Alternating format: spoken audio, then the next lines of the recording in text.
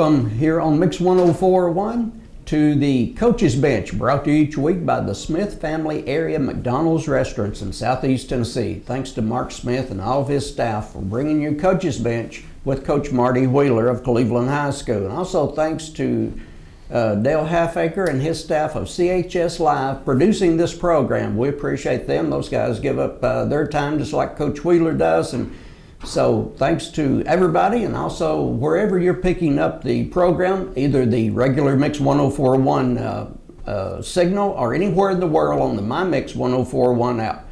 Coach Marty Wheeler, a big game tonight. Of course, pre-recorded this program, but supposedly the weather is not looking great for Friday night. Hopefully it will be for senior night.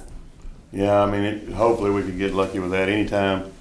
This senior group especially has been a big part of our program over the past 3 years. They've been a group that has stuck together, and got a lot of really good dudes or good guys in that senior class, and we're excited about being able to recognize them. Yes. So hopefully we can get the type of weather at least to cooperate for those festivities, and then after that then. I mean, it's football. If it needs to rain, then let it rain. But I mean, but if it doesn't, we'll find a way to make the best of the situation for sure. Well, it's a challenge every week. Football is football, and so there's challenges all the time. Coach Wheeler, one good thing, you're on artificial turf tonight, so we don't have to worry about a muddy field. That's one of the great advantages to Raider Field. Sure, absolutely. It's not only an advantage.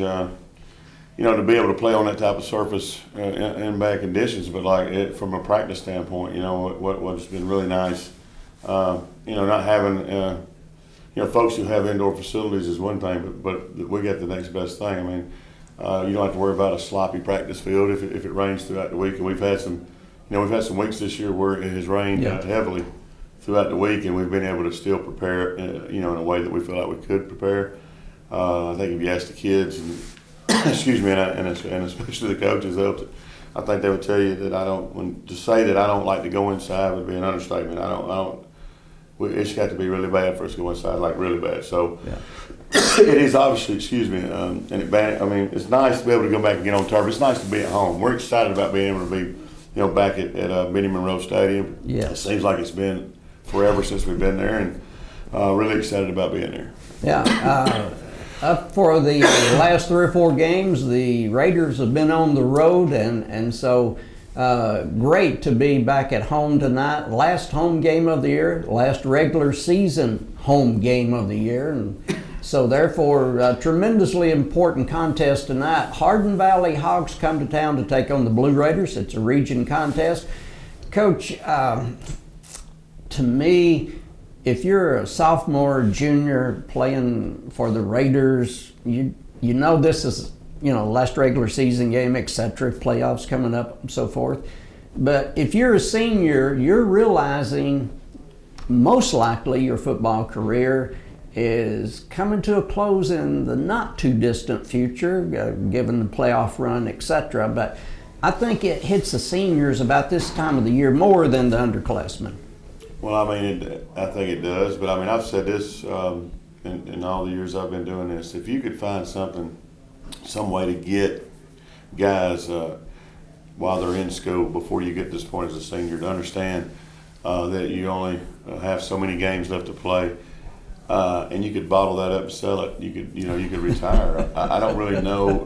Even myself, and it was a long time ago when I played, but I didn't realize it until about that time, and I can still remember where I was at when we got to the playoffs my senior year, and on Wednesdays we were able to advance, some rounds. We didn't play just one round, but I remember my best friend also was a teammate of mine, with us sitting out there each Wednesday where we would be and say, this could be the last Wednesday practice we ever have, and still you don't really realize it even to that, like you need to fully understand that until you can't go out there anymore. And so, you start to see it. I've seen over in the past over and over where you see guys once they graduate, and then the next fall comes, it's the football season again, then you start to see guys, they come around, Yes. to practice because they miss it so much. So it's, I mean, when you think about it, it's just the best thing about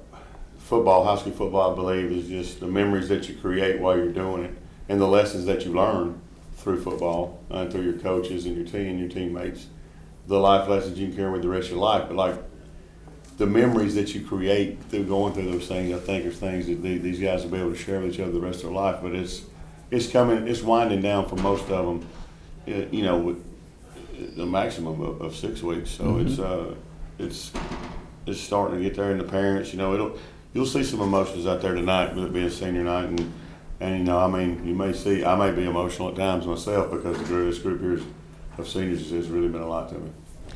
These seniors have been with Coach Wheeler for 3 years now. They've learned a lot of football, a lot about life. We'll take our first break on McDonald's Coaches Bench and be back with Coach Marty Wheeler in just one moment. Coach Wheeler, let's talk about the game tonight in respect to the Hardin Valley Hawks coming to town here at Raider Field. 7 o'clock for the kick. I know the 7 o'clock kicks for region games this year is new, and sometimes it's hard for people to keep remembering a 7 or 7:30 kick. 7 o'clock tonight at Raider Field. Be there if you can. Coach Wheeler, the Hawks come in. It's been a tough year on them, and thinking about them coming over here to talk to you, they've got nothing to lose. They're not going to the playoffs. It doesn't matter their next week as far as what they're going to do, because they haven't gotten the record to make the playoffs or possibly be in the conversation for playoffs. So regardless of what they've done the first 9 games of the year, they're wide open. Like I say, they're playing for pride. They're not going anywhere next week. So they can come out in any formation, any defense, do anything in the world they want. I mean, there's no holds barred for them. This is their playoff game, and so, we as a staff have stressed to our guys that we need to focus on. I think a lot of times, in my opinion, people focus on the opponent so much that they forget to focus on themselves at times. Like it's like back and a long time ago, you didn't have film. People didn't swap film back and I'm talking about that's a long time ago, even longer than when I played.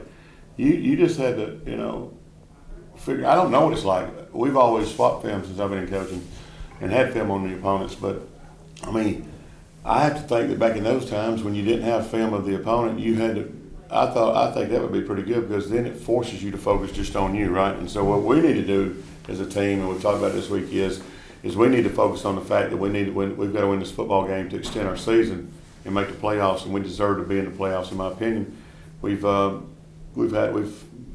banged up a little bit. We've had some things that are part of football. They're not excuses, but they're, it's just been unfortunate at times. And then, but we were getting some guys back, and so we just got to get there. Like we got to get in, and we can be dangerous in the playoffs.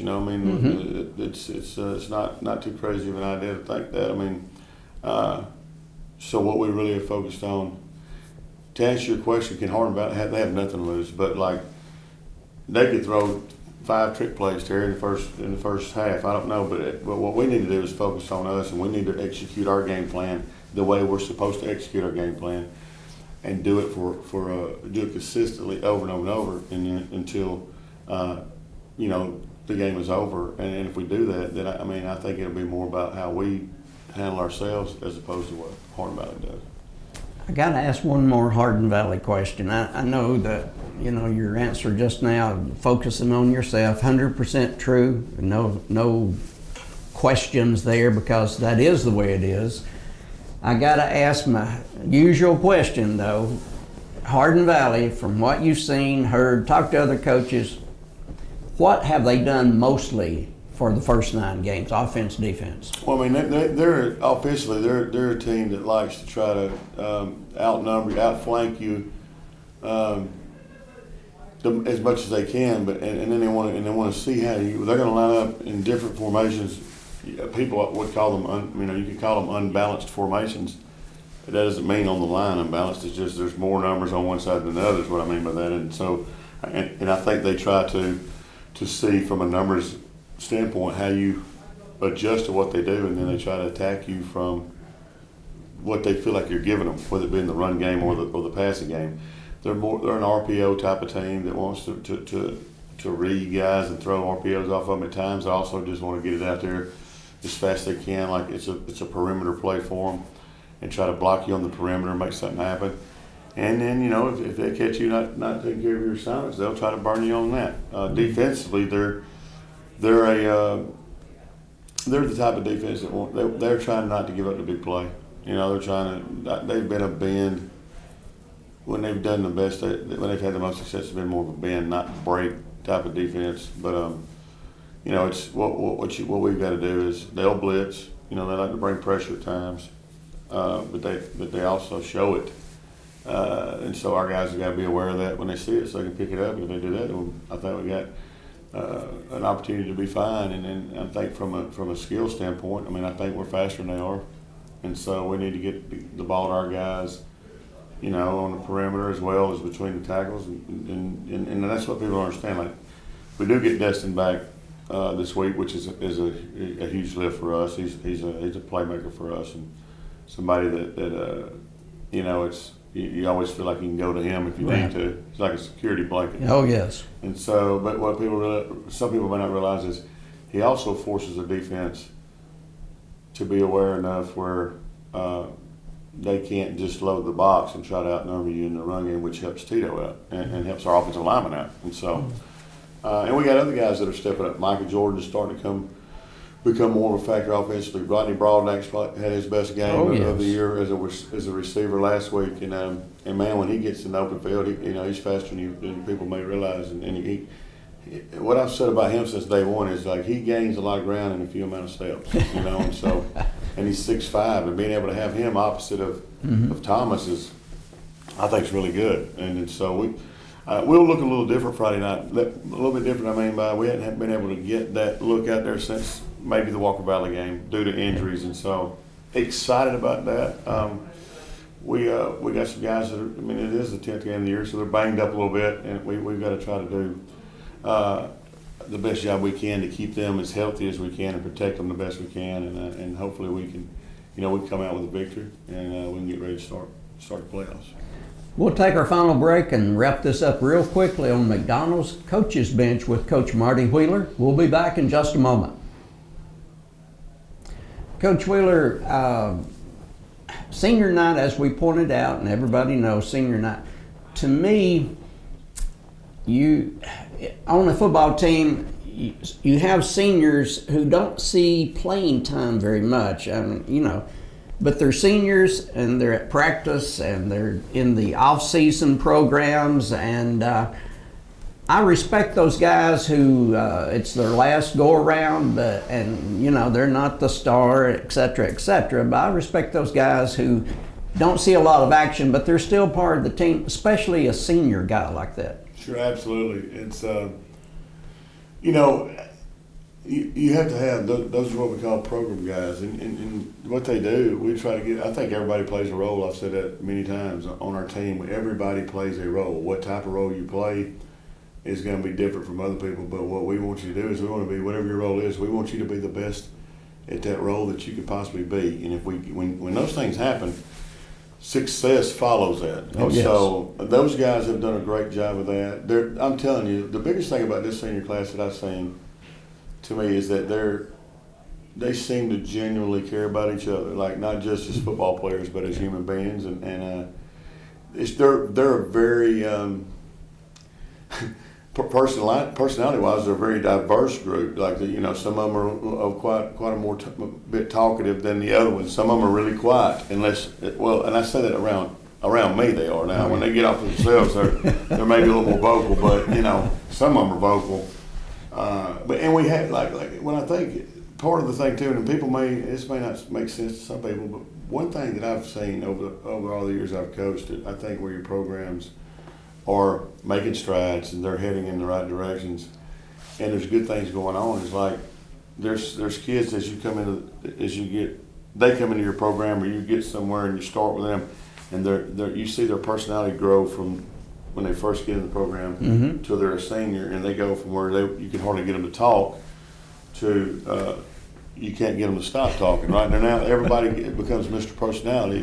Tito Boyd's a great example of that. Tito was very quiet when I first got here, and just did his job. And I don't have any issues with that. But now he's really come out of his shell as a leader, and that's part of it. Like, I love to see that, because that guy's going to be a leader one day for us. So right.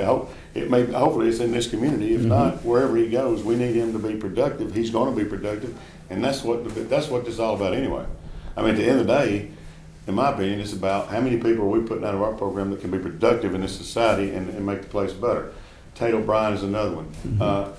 Jonathan Morales is a great kid, yeah. but like getting him to talk, I had to force him to talk, But I'm telling you, he's a great kid. Destin's never going to stop talking. He's Mr. Personality as well. Bo Baker it depends on what you're talking about. And Bo's a guy who'll talk to you quite a bit. I've seen him smile more this year, like I said earlier in the year, than I ever have. And I mean, the fact that he's in a better situation from a health standpoint is amazing. Jake Jenny, seen him grow tremendously. And Reed Malone, another kid who came in here, as a junior, and you see him, Nicodemus, but you see what I've seen about this group here is like we've had other kids that have moved in here that are young kids, and I've seen them take them, to the side and maybe take them to lunch or take them somewhere and help them get acclimated to new surroundings, which is big for teenagers when they get put into a different type of environment. So a lot of things special about this group, and we're gonna hate to see a lot of them go. And I think you get so caught up in what's going on in the season, just trying to do the best job we can for our guys. Like, you don't have time to focus on that. It doesn't hit you as much as it does when it's over. But I walk down those practice field or down the game field many times with this group, thinking we're really gonna miss him next year. We're gonna miss him, and so it'll be an emotional night for our guys. But hopefully they get the outcome that they want. And but if we focus on ourselves and we focus on what we got to do play by play and don't get caught up in the outcome, then I think we'll be okay. Absolutely. I'd like to close the program, first of all, thanking Smith Family Area McDonald's, thanking CHS Live for producing this, Coach Marty Wheeler each and every week. Let's wrap this up this way. If you are a 5th, 6th, 7th, 8th grader in the Cleveland area, you want a good football future, you want to learn about life, be with this man right here for the next 4 years. That's going to wrap up CHS Live, Coach Marty Wheeler's Coach's Bench for this week. Terry Evans saying, see you next week.